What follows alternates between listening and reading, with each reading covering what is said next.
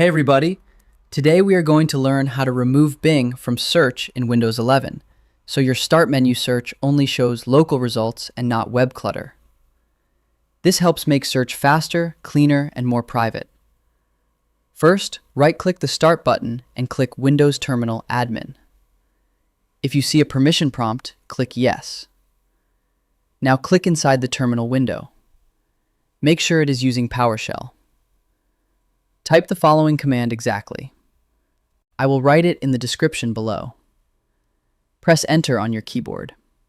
Now restart your computer or sign out and sign back in. After restarting, click the Start button and search for something. You'll notice Bing web results are gone. Search will now only show apps, settings, and local files. If you ever want Bing back, run the same command but change the number from 1 to 0. That's it. I hope this helps you on your current and future projects. Thank you for watching.